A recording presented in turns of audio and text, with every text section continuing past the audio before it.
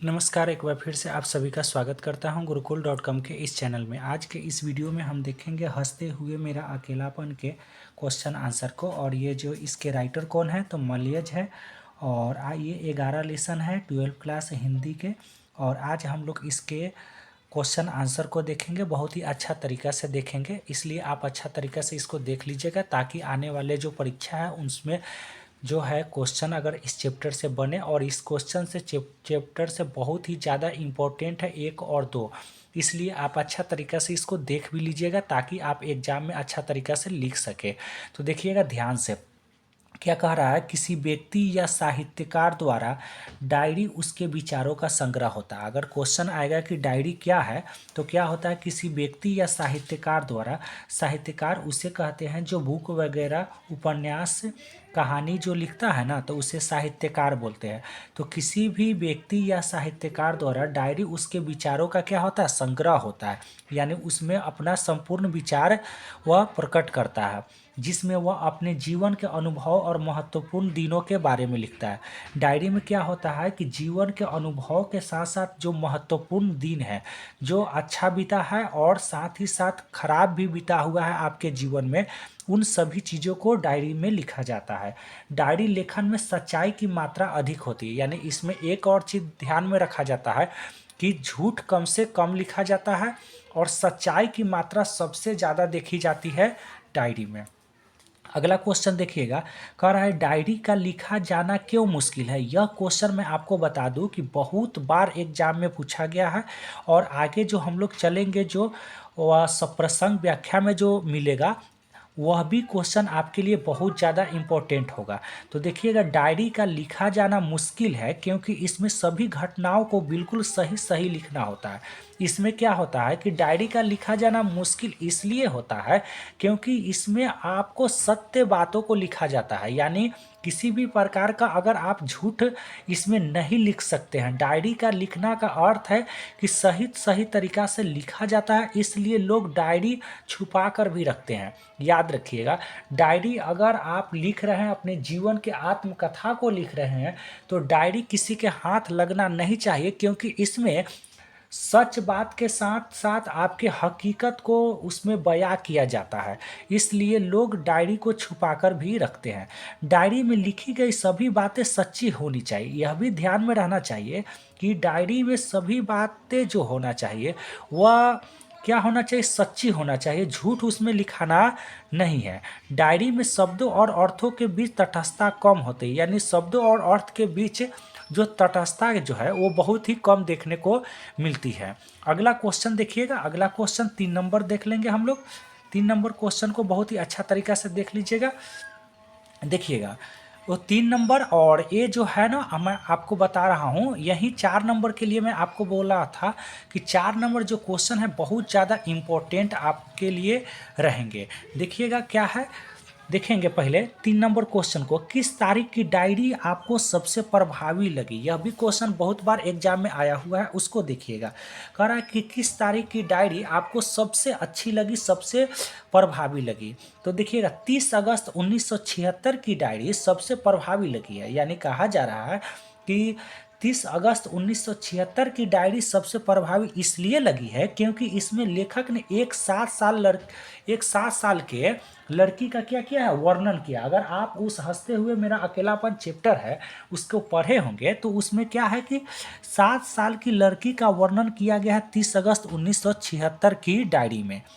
इसके बाद जो है 10 मई 1978 की भी डायरी प्रभाव डालता है। यानी ये तो 30 अगस्त 1976 की डायरी प्रभाव डालता ही है क्योंकि इसमें 7 साल की लड़की का जिक्र किया गया। साथ ही साथ इसके बाद 10 मई 1978 की डायरी भी बहुत ज़्यादा प्रभाव डालता है क्योंकि क्या है, लेखक ने इसमें जीवन की सच्चाई लिखा है। यानी इस दिन क्या लिखा है कि लेखक ने अपने जीवन के सच्चाई को व्यक्त किया है। तो ये दोनों जो तारीख है वो बहुत ज़्यादा प्रभावी लगी है। और वहीं है 4 नंबर क्वेश्चन जो है, यह जो है ना व्याख्या में आते हैं, 4 नंबर के लिए आते हैं। तो इसको देख लीजिएगा बड़ा ही बढ़िया तरीका से। यह क्वेश्चन बहुत बार, और इस चैप्टर से यही क्वेश्चन 4 नंबर के लिए व्याख्या करने वाला होता है ना, तो उसमें 4 नंबर के लिए ये क्वेश्चन बहुत ज़्यादा एग्जाम में बन रहे हैं। उसको देखिएगा, बहुत ही अच्छा तरीका से देख लीजिएगा। तो देखिएगा, ध्यान से समझ लीजिएगा।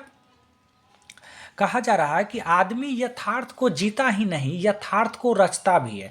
क्या है कि आदमी यथार्थ को जीता ही नहीं बल्कि यथार्थ को रचता भी है, और इसको क्या करना है, व्याख्या करना है। क्या करना है, व्याख्या करना है। उसको देखिएगा, देखिएगा ध्यान से। प्रस्तुत पंक्ति मलयज की डायरी हंसते हुए मेरा अकेलापन से लिया गया। जब भी अगर इस तरह से व्याख्या करना वाला होगा तो क्या होता है कि आपको इस तरह से प्रस्तुत पंक्ति लिखना जरूरी है। तो प्रस्तुत पंक्ति मलयज की डायरी हंसते हुए मेरा अकेलापन से लिया गया है।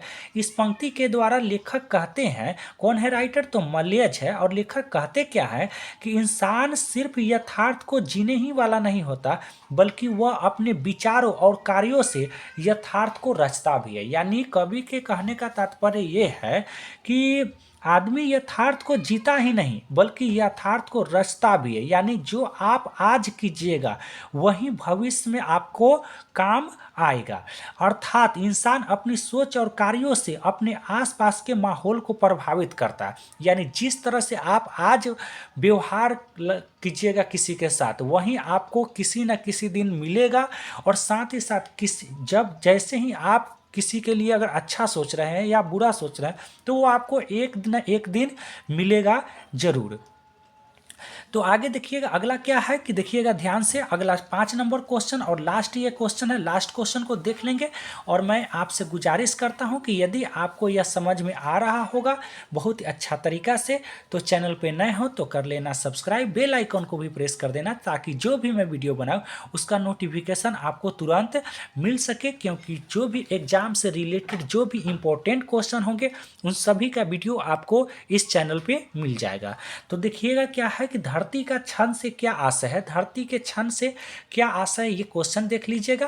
क्या है, डायरी लेखन में जब शब्द और अर्थ एक दूसरे से जुड़ते हैं तो उसे धरती का क्षण कहा जाता है। बहुत ही सुंदर तरीके से लिखा गया है। देखिए, कहा जा रहा है कि डायरी लेखन में क्या होता है कि जब शब्द और अर्थ एक दूसरे के साथ जो जुड़ते हैं ना, तो उसे क्या कहेंगे, धरती का क्षण कहा जाता है।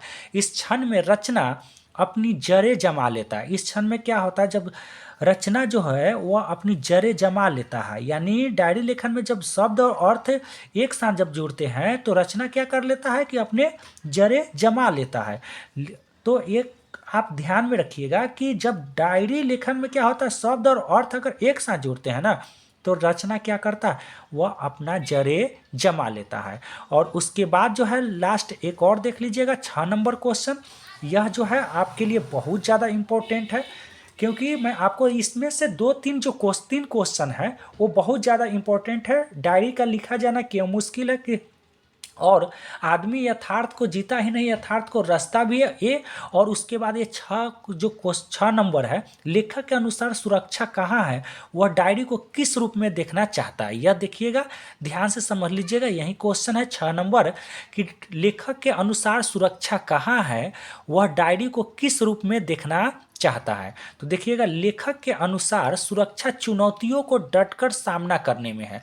यानी आप छुपकर अगर घर में रहिएगा तो आप कहीं ना कहीं सुरक्षा महसूस नहीं कर पाइएगा, बल्कि सुरक्षा उसी समय महसूस कर पाइएगा जब चुनौतियों से क्या कीजिएगा, लड़िएगा। लड़ने में है और पिसने में है।